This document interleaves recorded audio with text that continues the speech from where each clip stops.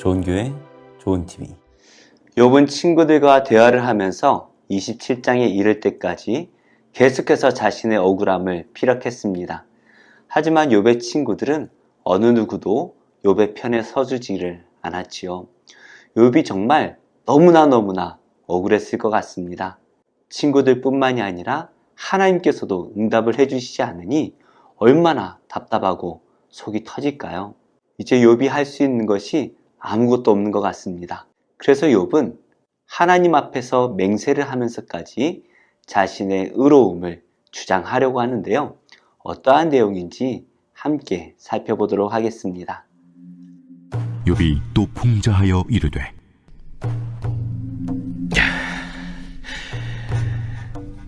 나의 정당함을 물리치신 하나님, 나의 영혼을 괴롭게 하신 전능자의 사심을 두고 맹세하노니 나의 호흡이 아직 내 속에 완전히 있고 하나님의 숨결이 아직도 내 코에 있느니라.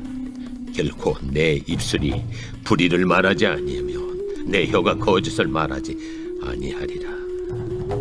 나는 결코 너희를 옳다 하지 아니하겠고 내가 죽기 전에는 나의 온전함을 버리지 아니할 것이라. 내가 내 공의를 굳게 잡고 놓지 아니하리니 내 마음이 나의 생애를 비웃지 아니하리라. 나의 원수는 악인같이 되고 일어나 나를 치는 자는 불의한 자같이 되기를 원하노라. 불경건한 자가 이익을 얻었으나 하나님이 그의 영혼을 거두실 때에는 무슨 희망이 있으랴. 환난이 그에게 닥칠 때 하나님이 어찌 그의 부르짖음을 들으시리라. 그가 어찌 전능자를 기뻐하겠느냐. 항상 하나님께 부르짖겠느냐. 하나님의 솜씨를 내가 너희에게 가르칠 것이요 전능자에게 있는 것을 내가 숨기지 아니하리라. 너희가 다 이것을 보았거늘 어째 그토록 무익한 사람이 되었는고. 1절 말씀에서는 욥이 또 풍자하여 이르되 라는 말씀으로 시작을 합니다. 풍자라는 것은 비유 혹은 격언이라는 의미입니다. 욥은 자신의 지혜를 가지고 친구들을 향해서 나의 지혜를 들어보라는 것이죠. 그리고 욥은 친구들을 향해서 자신의 의로움을 맹세합니다. 2절입니다. 나의 정당함을 물리치신 하나님, 나의 영혼을 괴롭게 하신 전능자의 사심을 두고 맹세하노니. 욥은 하나님 앞에서도 거짓되지 않겠노라 라고 다짐을 하지요. 심지어 하나님께서 어떻게 행하셨습니까? 자신의 정당함, 자신의 정의를 물리치셨다라고 말합니다. 그리고 하나님께서 자신의 영혼을 괴롭게 하셨다라고 말을 하고 있죠. 그럴지라도 욥은 하나님 앞에서 결코 불의를 행하지 않고 거짓을 말하지 않겠노라 말을 합니다. 욥이 친구들도 들어주지 않습니다. 하나님께서도 편에 서주지 않으십니다. 무엇보다 현실이 자신의 고난을 말해주는 것처럼 보입니다. 인과응보라는 그 틀에서 보면 욥은 분명히 죄를 지은 죄인이죠.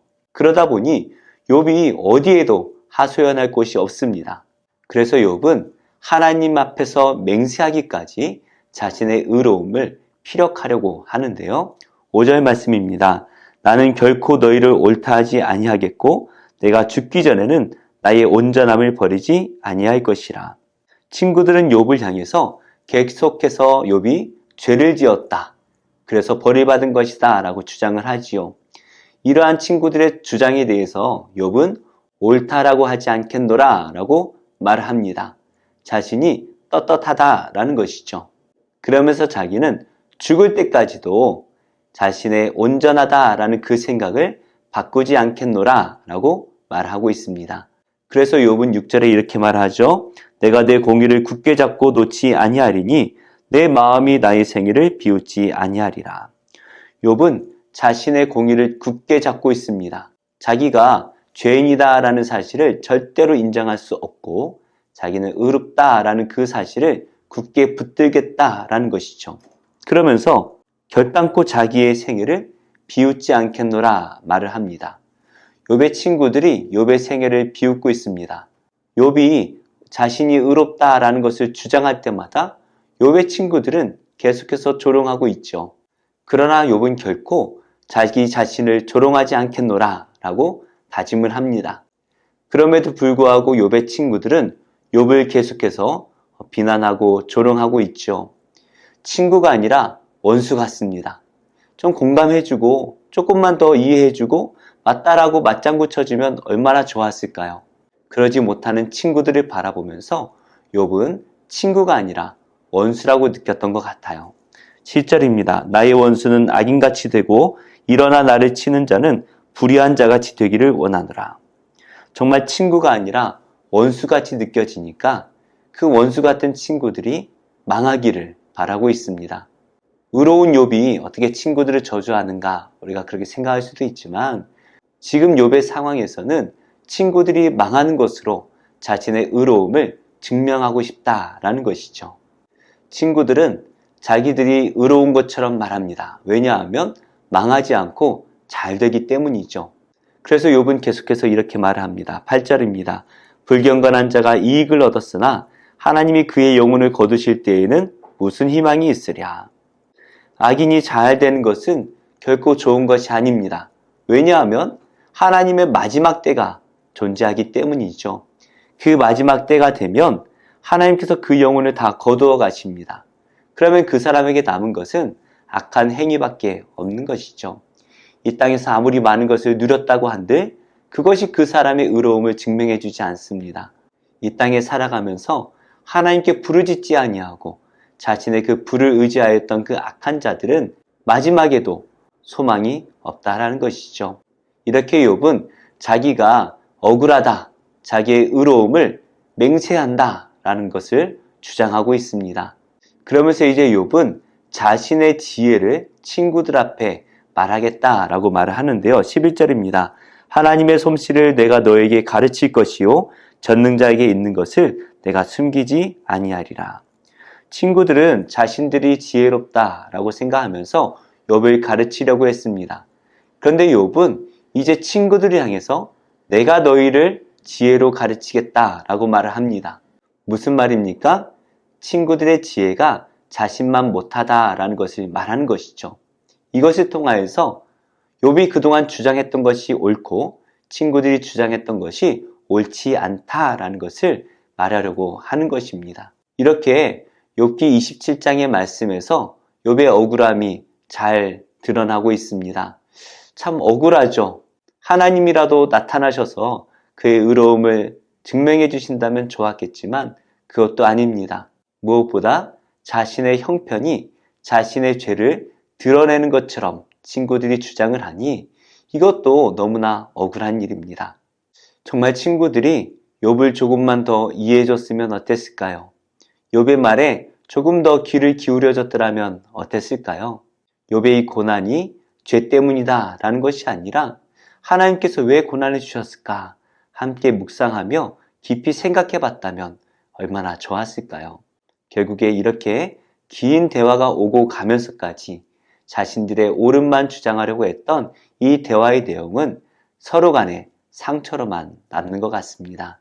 하나님께서는 성령으로 우리에게 지혜를 주십니다. 우리가 누군가를 위로하기 위해 찾아갈 때에 기도한다면 하나님께서 능히 그 사람을 위로할 수 있는 지혜를 주십니다. 무슨 말을 해야 될지 모르겠다면 기도하면 됩니다. 그러면 하나님께서 우리에게 지혜를 주셔서 그 사람을 위로할 수 있도록 도와주시죠. 오늘도 나의 지혜로 누군가를 위로하려고 나의 지혜를 쏟아내는 것이 아니라 하나님께 기도하며 하나님의 마음으로 우리 주변에 있는 이웃들을 위로할 수 있는 참된 위로자가 되기를 축복합니다. 그래서 우리를 통하여서 하나님의 평안이 많은 이들에게 전달되기를 예수님의 이름으로 축복합니다.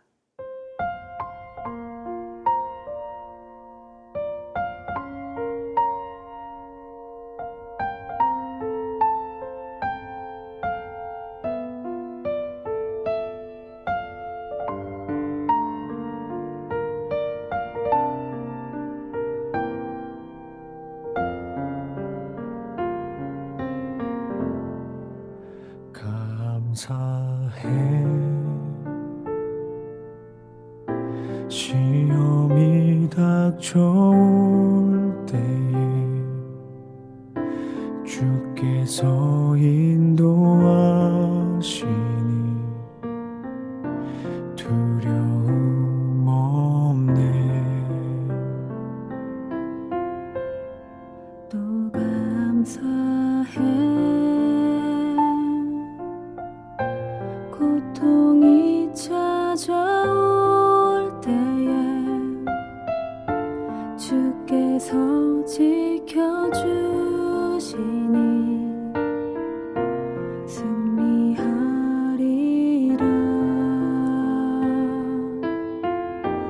나의 모든 생활 속에서 주님이 함께 하시니 주님의 성령 나를 인도하시리.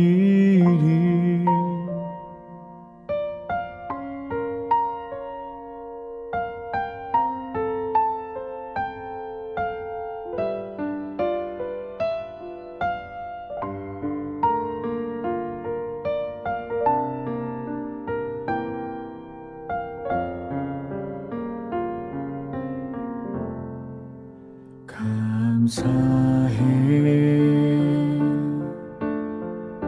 시험이 닥쳐올 때에 주께서 인도하시니 두려움 없네. 또 감사해. 고통이 찾아올 때에 주께서 지켜주시니 승리하리라.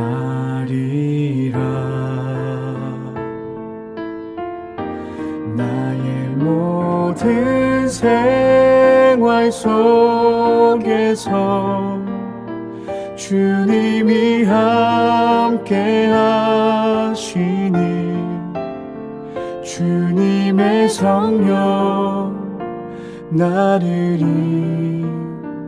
인도하시리.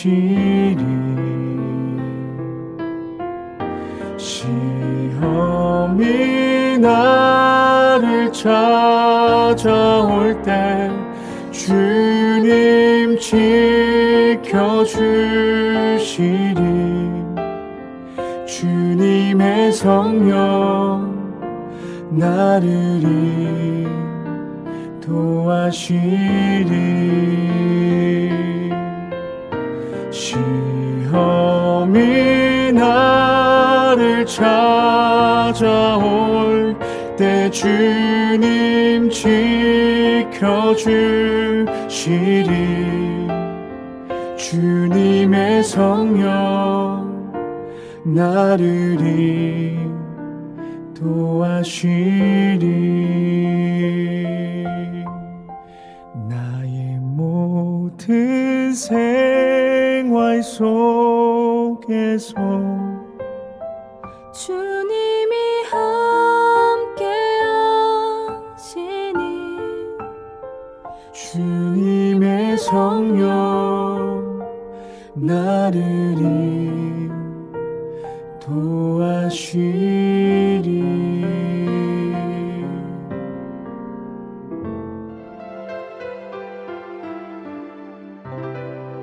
좋은 교회, 좋은 TV.